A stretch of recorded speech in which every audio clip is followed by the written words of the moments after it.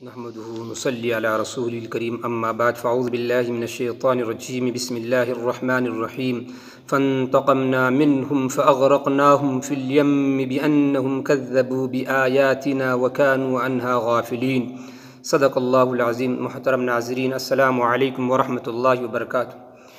اس سے پہلے 4 پارٹ حضرت موسیٰ علیہ السلام کے واقعات کے سلسلے میں گزر چکے ہیں، جو 9 معجزات اللہ پاک نے حضرت موسیٰ علیہ السلام کو عطا فرمائے تھے، جو قوم فرعون کے لیے عذابات بنتے چلے گئے، لیکن اس کے باوجود بھی فرعون اور ان کی قوم نے ان عذابات سے سبق حاصل نہیں کیا، تو اللہ پاک نے بدلہ لیا، جس کو اللہ پاک خود فرماتے فانتقمنا منہم فاغرقناہم فی الیم بانہم کذبوا بآیاتنا وکانوا عنہا غافلین۔ اللہ پاک فرماتے ہیں ہم نے ان سے بدلہ لیا، انہیں دریا میں ڈبو دیا، اس لیے کہ وہ لوگ ہماری نشانیوں کو، ہماری آیتوں کو، ہمارے پیغامات کو جھٹلاتے تھے اور ان سے غفلت برتا کرتے تھے۔ تفسیروں میں مختصراً واقعہ یہ لکھا ہے، تفصیل طلب ہے، لیکن مختصراً یہ ہے کہ حضرت موسیٰ علیہ السلام کو اللہ پاک نے حکم فرمایا کہ آپ بنی اسرائیل کو لے کر نکل پڑے، مصر سے فلسطین کی طرف ہجرت کیجیے۔ چنانچہ حضرت موسیٰ علیہ السلام نے رات کی تاریکی میں بنی اسرائیل کو لے کر مصر سے فلسطین کی طرف چل پڑے، لیکن راستہ بھٹک گئے، اس لیے کہ تاریکی تھی، رات کا وقت تھا۔ جب فرعون کو یہ معلوم ہوا کہ بنی اسرائیل یہاں سے نکل پڑے ہیں اور نکل چکے ہیں، چنانچہ اس نے آنن فانن اپنے لشکر کو حکم دیا اور وہ خود لشکر کے ساتھ نکل پڑا۔ جب یہ چلے حضرت موسیٰ علیہ السلام بنی اسرائیل کو لے کر، تو آگے مشرق کی طرف بحر قلزم تھا، بحر قلزم کا شمالی کنارہ تھا، دائیں بائیں طرف پہاڑیاں تھی، اور پشت پر مغرب کی طرف سے فرعون کا لشکر جرار تھا۔ جب یہ چلے اور فرعون کے لشکر کو جب بنی اسرائیل نے دیکھا، تو اس کہ اللہ پاک نے قرآن کریم میں اس بات کو اس طرح فرمایا وَإِذْ فَرَقْنَا بِكُمُ الْبَحْرَ فَأَنْجَيْنَاكُمْ وَأَغْرَقْنَا آلَ فِرْعَوْنَ وَأَنْتُمْ تَنْظُرُونَ۔ وہ وقت بھی یاد کرو جب ہم نے تمہارے لیے سمندر کو شق کر دیا، پھاڑ دیا، راستے بنا دیے، پھر تم کو بچا لیا اور فرعون کو اور ان کے لوگوں کو ڈبو دیا، تم اس منظر کو اپنی آنکھوں سے دیکھ رہے تھے۔ تو اللہ پاک نے جب بنی اسرائیل سمندر میں حضرت موسیٰ علیہ السلام نے عصا مارا، جس کی وجہ سے 12 راستے بن گئے، پانی اپنی جگہ پر رک گیا، اور یہ لوگ آسانی سے انہوں نے بحر قلزم کو پار کر دیا۔ جب انہوں نے پار کر دیا، اس کے بعد فرعون کا لشکر آ پہنچا، جس کو قرآن کریم اس طرح فرماتا ہے وَجَاوَزْنَا بِبَنِي إِسْرَائِيلَ الْبَحْرَ فَأَتْبَعَهُمْ فِرْعَوْنُ وَجُنُودُهُ بَغْيًا وَعَدْوًا حَتَّى إِذَا أَدْرَكَهُ الْغَرْقُ قَالَ آمَنْتُ أَنَّهُ لَا إِلَهَ إِلَّا الَّذِي آمَنَتْ بِهِ بَنُو إِسْرَائِيلَ وَأَنَا مِنَ الْمُفْسِدِينَ۔ اللہ پاک فرماتے ہیں اور ہم نے بنی اسرائیل کو دریا سے پار کر دیا، یعنی پانی اپنی جگہ کھڑا ہو گیا، 12 راستے بن گئے، اور بنی اسرائیل آسانی سے انہوں نے اس سمندر کے راستے کو عبور کر لیا۔ فرعون اور اس کا لشکر ظلم و زیادتی کے ارادے سے پیچھے پیچھے آیا، یہاں تک کہ جب ڈوبنے لگا تو بول پڑا میں ایمان لاتا ہوں جس خدا پر بنی اسرائیل ایمان لائے، اس کے سوا کوئی معبود نہیں، اور میں بھی فرما برداروں میں شامل ہوتا ہوں، جس کو اللہ پاک نے فرمایا لا الہ الا الذی آمنت بی بنو اسرائیل وانا من المسلمین۔ جو فرعون جب کود پڑا سمندر میں اور پانی مل گیا اللہ کے حکموں سے، اس وقت وہ کلمہ پڑھ رہا تھا، تو اس وقت کا ایمان اس کا لانا معتبر نہیں تھا، اس سلسلے میں مسئلہ بھی یہ ہے کہ عین موت کے وقت ایمان لانا شرعاً معتبر نہیں، اس لیے کہ نبی علیہ السلام نے فرمایا اللہ تعالیٰ بندے کی توبہ قبول فرماتے رہتے ہیں جب تک کہ غرغرِ موت کا وقت نہ آ جائے۔ ترمذی شریف میں یہ حدیث موجود ہے۔ نزاع کے وقت فرشتے سامنے آ جائے، اس وقت دارالعمل دنیا کی زندگی ختم ہو کر آخرت کے احکام شروع ہو جاتے ہیں، لہذا جب نزاع کی کیفیت شروع ہو جاتی ہے تو موت کے فرشتے انسان کے سامنے آ جاتے ہیں اور غیب کا پردہ ہٹ جاتا ہے، اس وقت کا ایمان معتبر نہیں ہے۔ اور فرعون اسی وقت وہ ایمان لا رہا تھا جب اس کو موت کے فرشتے نظر آ گئے،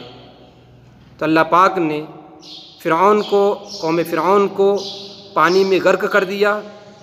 اور فرعون کی لاش وہ زمین پر آ پڑی۔ اس کے بعد بنی اسرائیل نے ان کو دیکھا، جس کا تذکرہ اللہ پاک نے فرمایا وَأَنْتُمْ تَنْظُرُونَ وَأَغْرَقْنَا آلَ فِرْعَوْنَ وَأَنْتُمْ تَنْظُرُونَ۔ فرعون کے لوگوں کو ڈبو دیا، تم اس منظر کو اپنی آنکھوں سے دیکھ رہے تھے۔ اس لیے جب ظلم و زیادتی ہوتی ہے، اللہ پاک جو ڈھیل دیتے ہیں اس سے ہم تمام کو سبق حاصل کرنا چاہیے اور صحیح راہ پر آ جانا چاہیے۔ جب یہ ہو گیا تو اللہ پاک آگے فرماتے ہیں الآن وقد عصیت قبل وکنت من المفسدین۔ جواب دیا گیا اب تو ایمان لاتا ہے، حالانکہ تو اس سے پہلے نافرمانی کرتا رہا اور فساد مچانے والوں میں شامل رہا، لہٰذا اس وقت کا تیرا ایمان لانا قابل قبول نہیں ہے۔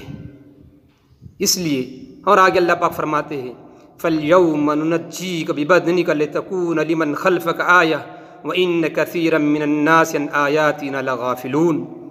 تو آج ہم تیری لاش کو بچائے دیتے ہیں تاکہ تو اپنے بعد آنے والوں کے لیے نشان عبرت بنا رہے، اور یقیناً بہت سے لوگ ہماری نشانیوں سے غفلت برتتے ہیں۔ چنانچہ موجودہ دور میں ماہرین آثار قدیمہ کو مصر کے شہر تحبیس میں ایک لاش حاصل ہوئی ہے، جس کے بارے میں ماہرین کا یہ خیال ہے جس فرعون کو حضرت موسیٰ علیہ السلام نے دعوت دی تھی یہ اسی کی لاش ہے۔ اب یہ لاش قاہرہ کے عجائب خانے میں محفوظ ہے۔ عجب نہیں کہ اس آیت کی یہی مراد ہو کہ فرعون کی لاش ایک نشان عبرت کی حیثیت سے مدتوں باقی رہے گی۔ اس تفسیر کی روح سے فرعون کی لاش آج بھی قاہرہ مصر میں وہاں کے عجائب خانے میں موجود ہے۔ اس لیے ہمیں اپنی زندگی کا محاسبہ کرنا چاہیے کہ جو لوگ سرکشی کرتے ہیں، ظلم و زیادتی کرتے ہیں، ناانصافیاں کرتے ہیں، حکومتیں جس نہج پر چلانا چاہیے اس نہج پر نہیں چلاتے ہیں، اپنی منمانی کرتے ہیں، غریبوں پر، مفلسوں پر، کمزوروں پر ظلم و زیادتی کرتے ہیں، ان تمام لوگوں کے لیے اس واقعے میں بڑی عبرت ہے اور بڑا درس ہے۔ اسی طریقے سے اللہ تعالیٰ کی سنت یہی ہے کہ اس دنیا میں کسی قوم کا اقتدار ہمیشہ باقی نہیں رہتا، کیونکہ جب کوئی قوم مسلسل حکمراں یا دولت مند رہتی ہے تو اس قوم میں اور ان حکمراں میں اور ان دولت مند لوگوں میں ظلم، تکبر، عیش پرستی اور بہت سی برائیاں پیدا ہو جاتی ہے۔